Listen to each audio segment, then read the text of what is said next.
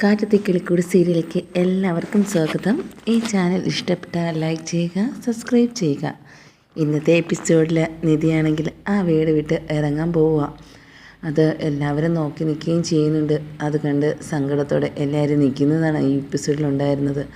അതുമാത്രമല്ല, അവർ ഹോസ്റ്റലിലേക്ക് കൊണ്ടുവിടുന്നത് സുഭാഷാണ്. അങ്ങനെ സുഭാഷ് ഹോസ്റ്റലിലേക്ക് കൊണ്ടുപോവുകയും ആ പോകുന്ന വഴിക്ക് സുധീഷിൻ്റെ കാര്യം സുഭാഷിൻ്റെ അടുത്ത് നിധി പറയുന്നുണ്ട്. എന്തായാലും എനിക്ക് അവിടെ പോകാൻ ഒട്ടും ഇഷ്ടമില്ലായിരുന്നു. കാരണം നിങ്ങൾക്ക് എല്ലാവർക്കും അറിയാവുന്നതല്ലേ, എന്ത് ചെയ്യാനാ, എൻ്റെ അടുത്ത് ഇങ്ങനെയൊക്കെ പെരുമാറുന്ന ഒരു വീട്ടിൽ ഇനി ഞാൻ എങ്ങനെയാണ് തിരിച്ചു വരും നിൽക്കാൻ. അതുകൊണ്ടാണ് ഞാൻ അവിടുത്തെ തന്നെ ഹോസ്റ്റലിൽ വീട് നോക്കിയത് എന്നൊക്കെ സുഭാഷിൻ്റെ അടുത്ത് പറയുന്നുണ്ട്. എന്നാൽ സുധീഷിൻ്റെ കാര്യം കേട്ട സുഭാഷ് പറയുന്നുണ്ട്, എന്തായാലും അവനൊരു തെറ്റ് പറ്റിയതാവും, ഇതൊരു വലിയ കാര്യമായിട്ട് എടുക്കണമായിരുന്നു നിധി എന്ന് ചോദിക്കുന്നുണ്ട്. അത് ചേട്ടനും ഇങ്ങനെയാണോ പറയുന്നത് എന്ന് നിധി ചോദിക്കുന്നുണ്ട്. എന്തായാലും എനിക്കതിനെ ഉൾക്കൊള്ളാൻ പോലും കഴിയില്ല. എന്നാൽ നിധിയോടുള്ള ഒരു ചെറിയൊരു ഇഷ്ടം കാരണമല്ലേ അവൻ ഇങ്ങനെയൊക്കെ ചെയ്തത്, അത് മനഃപൂർവ്വമല്ല എന്നൊക്കെ പറയുന്നുണ്ടെങ്കിലും നിധി പറയുന്നുണ്ട്, എനിക്കത് ഒരിക്കലും അംഗീകരിക്കാൻ കഴിയില്ല എന്ന് തന്നെ ഉറപ്പിച്ച് പറയുന്നുണ്ട്. ഓരോ കാര്യത്തിനും എന്നെ എല്ലാത്തിനും സപ്പോർട്ട് ചെയ്യുന്ന സുഭാഷ് ചേട്ടൻ ഇതിന് മാത്രം എന്നെ നിർബന്ധിക്കരുത്. ഞാൻ എടുത്ത തീരുമാനമാണ്, ഞാൻ പോകാൻ തന്നെ തീരുമാനിച്ചു എന്ന് പോകുന്ന വഴിക്ക് പറയുന്നുണ്ട്. അങ്ങനെ സുഭാഷ് ആണെങ്കിൽ ഹോസ്റ്റലിലേക്ക് കൊണ്ടുവിടുകയും ചെയ്യുന്നുണ്ട്. അവിടെ വെച്ച് പറയുന്നുണ്ട്, എല്ലാ കാര്യത്തിനും ഞങ്ങളുണ്ട്, ഞാനൊരു ചേട്ടനായിട്ട് 2 അനിയന്മാരുമുണ്ട്. അതുകൊണ്ട് എല്ലാ കാര്യങ്ങൾക്ക് ഞങ്ങൾ ആലോചിച്ചിട്ട് വേണം ഓരോന്ന് ചെയ്യാനും. അതുപോലെ എന്താവശ്യമുണ്ടെങ്കിൽ ഞങ്ങളെ അറിയിക്കുകയും ചെയ്യണം എന്ന് പറയുകയും ചെയ്യുന്നുണ്ട്. ഇത് കേട്ട് നിറ കണ്ണുകളോടെ അവിടെ നിൽക്കുന്ന നിധിയാണ് കാണാൻ പറ്റുന്നത്. നിധി വീണ്ടും പറയുന്നുണ്ട്, എനിക്ക് നിങ്ങളെയൊക്കെ ഒരുപാട് മിസ് ചെയ്യുന്നുണ്ട് ഇപ്പോൾ തന്നെ. എന്തായാലും എനിക്ക് ഇവിടെ വന്നേ പറ്റുള്ളൂ, അതുകൊണ്ടാണ് ഞാൻ വന്നത്. അതുകൊണ്ട് ചേട്ടന് ഒരു വിഷമവും തോന്നരുത്, അവരടുത്തും പറയണം എന്ന് പറയുന്നുണ്ട്. അച്ഛനും അനിയന്മാർക്കും അതുപോലെ തന്നെ സുധീഷിനും നീ വന്നതിൽ ഏറ്റവും ഭയങ്കര സങ്കടമുണ്ട്. എന്ത് ചെയ്യാനാ, നീ എടുത്ത തീരുമാനമല്ലേ, ഇനി ഒന്നും പറയാനില്ല എന്ന് സുഭാഷ് പറയുകയും ചെയ്യുന്നുണ്ട്.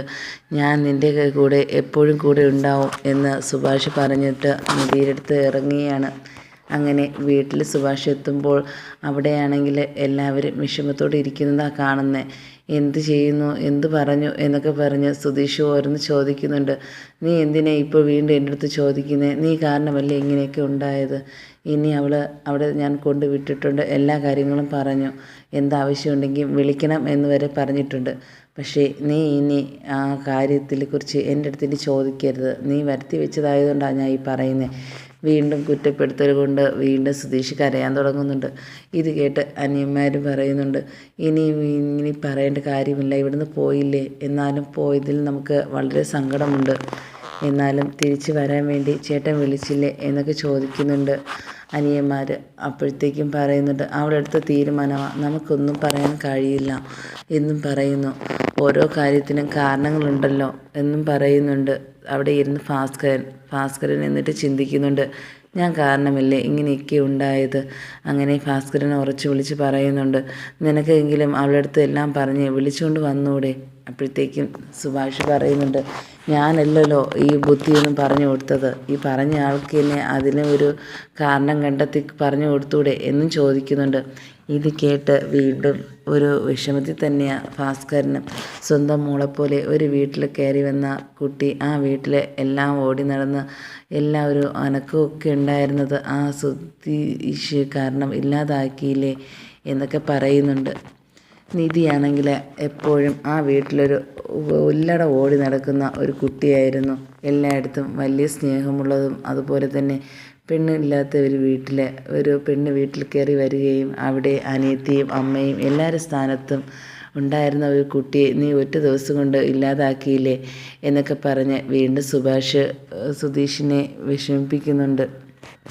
ഇനി പറഞ്ഞിട്ട് കാര്യമില്ല, അവളാണെങ്കിൽ തിരിച്ച് വരണമെങ്കിൽ വരട്ടെ എന്ന പ്രതീക്ഷയോടെ നമുക്കിരിക്കാം. എന്ന് പറയുന്നുണ്ട്. ഇത് കിടക്കുമ്പോൾ തന്നെ ആർക്കും ഉറക്കം വരുന്നില്ല. എല്ലാവരുടെ കൂടെ കളിച്ച് ചിരിച്ച് ഭക്ഷണവും കഴിച്ച് ഇരുന്ന് ഉറങ്ങുന്ന ആ നിധിയെയാണ് എല്ലാവരും ഇപ്പോഴും ഓർക്കുന്നത്. ഒരു ദിവസം തന്നെ ഇല്ലാതായപ്പോൾ അവർ ഒരുപാട് മിസ് ചെയ്യുന്നുണ്ട്.